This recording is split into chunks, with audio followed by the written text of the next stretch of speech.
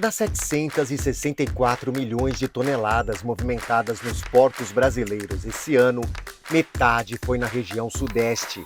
Foram 379,6 milhões de toneladas nos portos de São Paulo, Rio de Janeiro e Espírito Santo, entre janeiro e junho desse ano, 5% a mais que no ano passado. O Sudeste tem os dois portos que mais movimentaram cargas no país, Santos com 81,2 milhões de toneladas e Itaguaí, no Rio de Janeiro, com 36 milhões. Entre os portos organizados, a movimentação de contêineres lidera. Foram 33 milhões de toneladas, 28% a mais que o ano passado. Minério de ferro teve crescimento de 21%, soja teve queda de 4%, efeito da crise climática que afetou a produção de grãos. A movimentação de açúcar foi a que teve a maior alta, 40% em relação ao ano passado.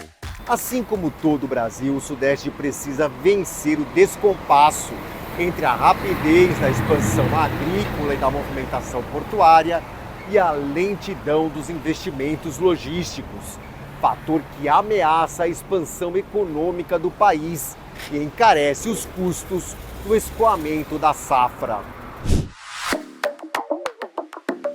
A ANEC, Associação Nacional dos Exportadores de Cereais, fez um estudo sobre os custos para levar o grão do Mato Grosso até a China, pelo Porto de Santos.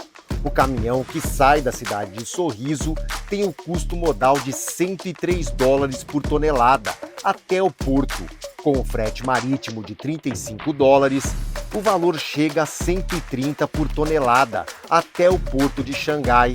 Como base de comparação, a mesma mercadoria em Illinois, nos Estados Unidos, que segue por hidrovia até o porto de Nova Orleans, tem um custo modal de $16,5 e o final de 75,7 por tonelada, mesmo com o frete marítimo mais alto para a China.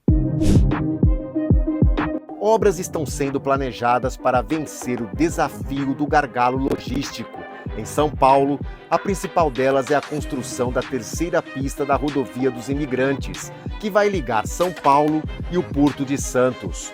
Mas o processo ainda está em fase de estudos e a rodovia deve levar 10 anos para ficar pronta.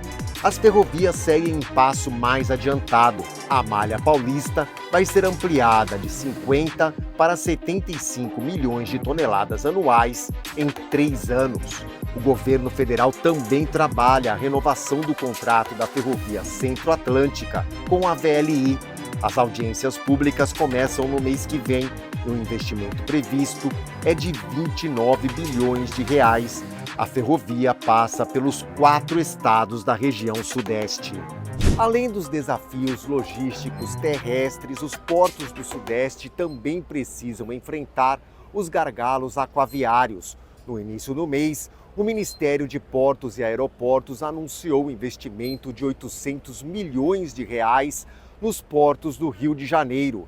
Metade desse valor será aplicado em dragagem. O Porto de Santos, o maior do país, tem hoje calado de 13,5 metros, o que dificulta a atracação de embarcações maiores. O ministro de Portos e Aeroportos, Silvio Costa Filho, informou em visita à Rede BNews no mês passado que vai iniciar os estudos para ampliação do calado no Cais Santista. São 6 bilhões de investimentos, na ordem de quase 200 milhões aproximadamente por ano. Isso significa aumentar o calado de 14 para 17 metros, que vai fazer com que a gente globalize a nossa participação da navegação, tendo em vista que hoje mais de 50% dos navios que estão sendo fabricados no mundo são grandes navios e muitos deles têm dificuldade de acesso ao porto. Desafios logísticos, a preparação para a descarbonização no setor de transportes, as soluções tecnológicas e os avanços jurídicos. Assuntos que serão debatidos nas próximas segunda e terça-feira no Sudeste Export.